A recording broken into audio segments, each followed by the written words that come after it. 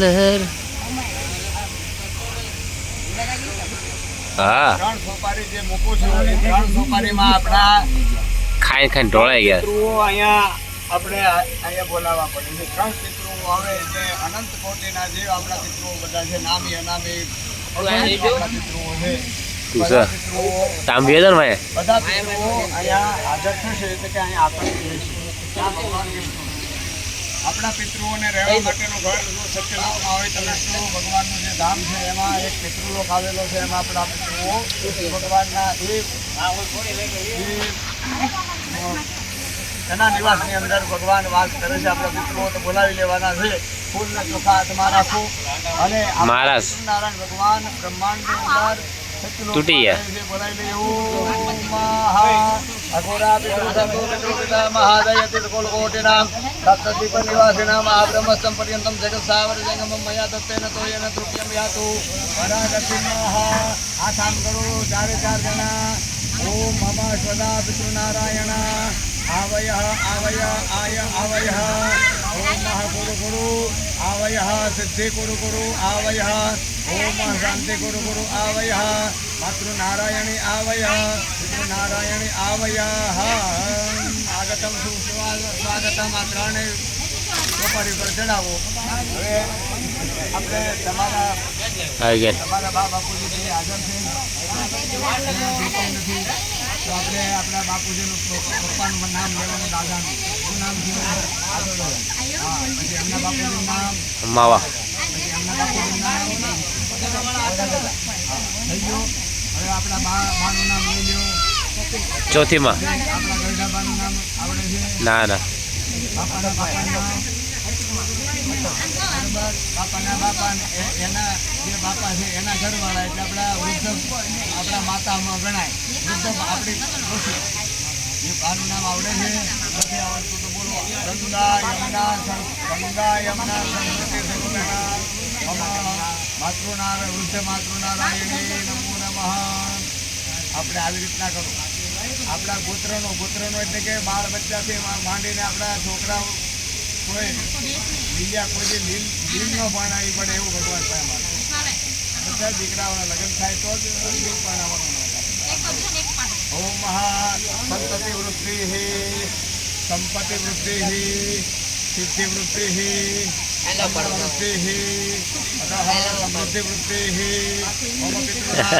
શાંતિ વૃત્તિ ભગવાન પાસે માગ્યું. મારા ઘરે ઢગલો બધું આપો ભગવાન પાસે માગ્યું. બરાબર ચાલુ છે. બોલો સદા નારાયણ ભગવાન કી જય.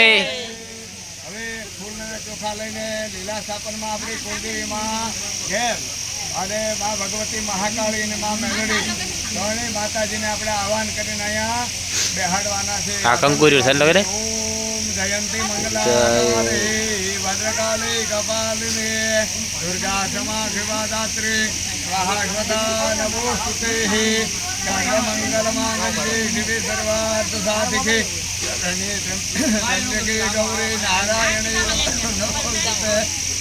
આત્મન કુલદેવીમાં જ્ઞાનદેવી નમો નમઃ. તથાશ્રમા ભગવતી મહાકાળી ભાવાની દેવી નમો નમઃ. તથાશ્રમા ભગવતી આદ્યશક્તિ કળયુગની દેવી મા મેલડી દેવી નમો નમઃ.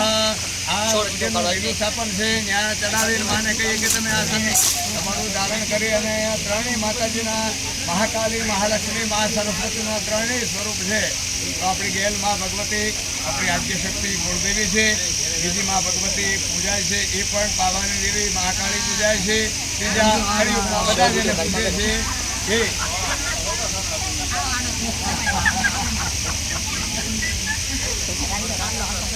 મસ્ત છે મસ્ત. લ ભગવતી મવા હર હર મહાદેવ. સાંડલો કર.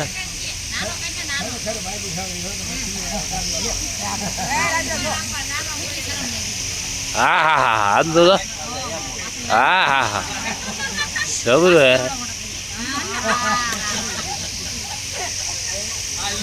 ખરેખર તમે ભાગ્યશાળી છે. આપણે ઘણી વખત કહીએ, આપણે ઘણી વખત એમ કે લક્ષ્મી ચાંદલો કરવા આવે ને માટે બોલા ન થાય. આ ખરેખર લક્ષ્મી ચાંદલો તો આપણે માતાજીને અહીંયા આહવાન કર્યું, પાછળ જોગણીને આવાહન કર્યું, વિષ્ણુ ભગવાનને આવાહન કર્યું, આપણા 3 પેઢીના પિતૃઓને પણ યાદ કરીને આવાહન કર્યું. એની પછીનું કેસરી સ્થાપન છે, જેમાં 2 દેવતાઓ આવનારા છે. એક બટુક ભૈરવ 63 સ્વરૂપે, 63 જોગણીની જેમ 63 સ્વરૂપે અહીંયા ભગવાન ભૈરવ બેહે છે. ડાબા બાજુ 63 જોગણી અને જમણા બાજુ ભૈરવ બેહે છે, કારણ કે જે માતાજીની સેવા માટે 64 બે બાજુના ભાગમાં છે. એમાં આપણે પહેલા વાસ્તુ પુરુષ ભગવાનને આપણે આસન દેવાનું છે. હાથમાં ફૂલને ચોખા રાખજો. ઓમ મહાદેશમાં ઓમ મહાદેશ મહાકાય કલ્પાંતે અનુપમ હેવાય નમઃ તુભ્યમ જ્ઞાન દાતુમ રસેહી. ઓમ નમસ્તે વાસુ પુરુષે પુરુષયઃ વિરદ પ્રભુ મદગૃહે દંતાન્યાતિ સમૃદ્ધિ કુરુ સર્વદા. આ કેસરી સ્થાપનમાં વધાવીને 2 દેવતાઓને આપણે આસન દેવાનું છે. નમસ્કાર નમસ્કારામ સમર્પયામિ. ત્યાર પછીનું બીજું એક આસન છે, ઊંડી બાજુનું ભાગનું સફેદ સ્થાપન છે. કેસરીની બાજુમાં સફેદ સ્થાપન છે, એમાં નવગ્રહ નારાયણ ભગવાન છે, અધિપતિ પંચોપાલ 10 દિક્પાલ દેવતાઓ છે. બ્રહ્મા મુરા હરે ત્રિપુરાંતક હરિ. શું કરું? ગુરુશ્ચ શિખર જમિરાહુ કેતવ સર્વે ગ્રહ શાંતિકરમ ભવંતુ. એ સફેદ સ્થાપનમાં વધાવી લ્યો ભાઈ. સફેદ સ્થાપનમાં વધાવી લ્યો. સફેદ સ્થાપનમાં પગે લાગી જાઓ. ઓલી બાજુ ભગવાન કોનું મોઢું જો સ્થાપન છે, ભગવાન છે ભોળાનાથને વધાવી લ્યો. જાતે રુદ્ર શિવાધન ગૌડા બા પ્રકાશી બ્રાહ્મણ જો ખસી કરો બે રહ્યો સાહેબ આખો દી. સોમનાથ મહાદેવ કી જય. અહીંયા એક ફૂલને ચોખા રાખીને બ્રહ્માજી અહીંયા છે, એમને બતાવી લ્યું. હરિઓમ બ્રહ્મ જ્ઞાનમ પુરુષાદે શ્રીમતઃ ગુરુ ચોવેન આવાહ સબુદ્ધ્યાદુમાશ વિશ્વાસ સતસ્ય નમ સતસ્ય વિવાહ. બતાવી લ્યો અહીંયાને બ્રહ્માજીને નમસ્કાર કરીને. હે બ્રહ્મ નારાયણ ભગવાન, તમે અમારા યજ્ઞને આરંભથી લઈને પૂર્ણાહુતિ સુધી આખું કામ જે પૂર્ણ ન થાય ત્યાં સુધી તમે અહીં હાજર રહીને અમારા કર્મના સાક્ષી બને અને અમારા આ કર્મને સિદ્ધિ આપનારા બનો. બોલો બ્રહ્મ નારાયણ ભગવાન કી જય. ત્યાર પછી હવે આપણે એક સંકલ્પ કરવાનો આવે છે. હાથમાં 2 ભાઈઓએ પાણીની ચમચી રાખવાની છે. 2ના ઘર અને ચૂલા જુદા જુદા છે. કે 5 પ્રકારના પાપ આપણા ઘરના આંગણામાં રોજ સવારે આપણે ઉઠીએ ત્યારથી આપણા ઘરની અંદર થાય છે. દરેકના ઘરમાં, મારા ઘરમાં થાય તો તમારા ઘરમાં તો થાય જ. એટલે એ 5 પ્રકારના 5 પાપ કયા કયા? તો કે પહેલું સવારમાં બહેનો ખાવણી લઈને વાળે છે, તો એની અંદર કેટલાય જીવો આમથી આમ જાતા હોય, કીડા મકોડાથી માંડીને મરાય. એને વાળવાથી એ મરી જાય છે અથવા તો એને હાનિ થાય છે, નુકસાન થાય છે એના શરીરને, તો એનું આપણને પાપ લાગે છે. બીજું પાપ, આપણે ગોળો વિસળીએ તો ગોળાની અંદર જે પાણી છે એ આમ ઢકોળીને બહાર કાઢીને ઢોળી દઈએ તો એમાંય કેટલા જીવ મરી જાય છે. બીજું જળ નાખીએ તો એમાં પણ બીજા જીવ હોય એ આમથી આમ થાય, બદલ પાણી, એટલે એમાં એને નુકસાન હાનિ કે મૃત્યુ થાય છે, તેનો દોષ લાગે છે. ત્રીજું, આપણા ઘરની અંદર આપણે 3 વખત ખાવાનું ભગવાને કીધું, એને બધા 5-5 વખત ખાઈએ છીએ. તો જે લોટના આપણે રોટલી ભાખરી જે બનાવીએ છીએ, લોટને દળાવવા જઈએ ને ભાઈ, એને અંદર જીવ વાતરું પડ્યું હોય, જીવ દાણાની અંદર, અનાજની અંદર, તો આપણે એમને દળાવવા જઈએ અને એ બધા ઘંટીમાં પીસાઈને મરી જાય તો એનું આપણને પાપ લાગે છે. આવું ત્રીજું પાપ, એ અગ્નિને, એ આપણા અનાજને, રોટલી ભાખરીને આપણે શેકવા માટે જે અગ્નિ ચૂલાની અંદર બાળીએ છીએ, આપણે ભડકો કરીએ છીએ, એમાં ધાણું હોય,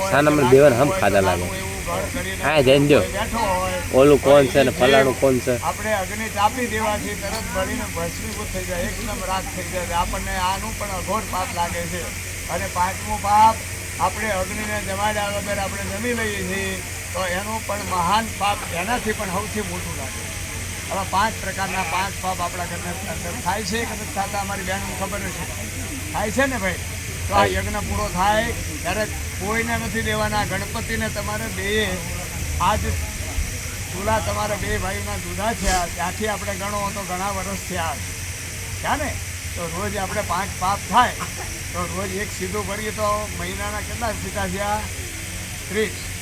એક જ મહિનામાં આપણે આમ સીધા થઈ જાય. 30 સીધા ભરવાના ગૌર મહારાજને થયા હોય તો પણ આપણે એક સીધાના નિમિત્તનું આપણે 50 રૂપિયા એટલે દાદાને 2 બહેનો એ મૂકવાના, અમારા ભાઈઓ નથી. એ તો માઈએ અહીંયાથી તમે તારે પૈસા પફોડીને લઈ લેજો, કારણ કે પાપ તમે કર્યું છે એટલે તમારે બેને ખાસ ધ્યાન રાખીને અહીં ભગવાન પાસે મૂકી દેવાના છે કે હે ગણપતિ દાદા, અમે આજ સુધી જે કાંઈ અમારા ઘરની અંદર આવા 5 પ્રકારના દોષવાળા પાપો થયા છે એ ઘણી તમારા પાપો આવા બોલે છે તમારા ચોપડે, તો અમારે અહીંયા તમને જમાડવા છે, અહીંયા આહુતિ તમારે દેવાની છે.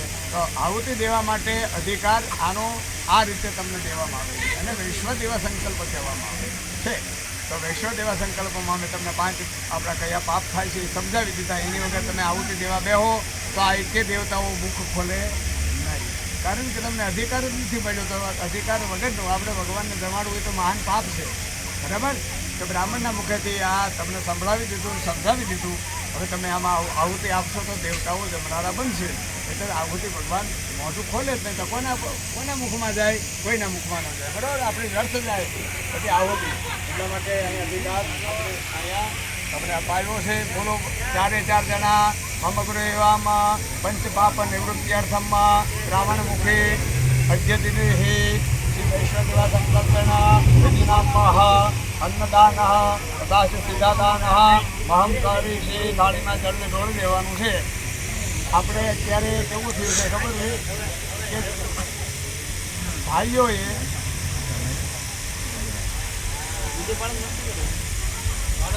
અત્યારે કળિયુગની અંદર સ્થિતિ એવી થઈ છે, કળિયુગની અંદર એવી સ્થિતિ અત્યારે થઈ છે કે જે પહેલી રોટલી કામ કરો તમે તમે નહીં અને તમારી પાસે છૂટા નહીં હોય અમારી દીકરી મોટી પછી તમે શ્રી ગણપતિ પ્રસાદ આશુચરણ અર્પણ વસ્તુ.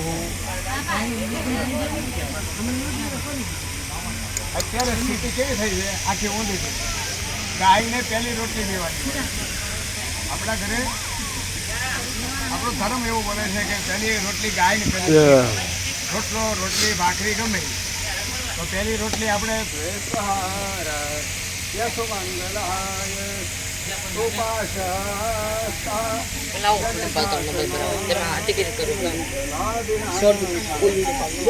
ఎవరు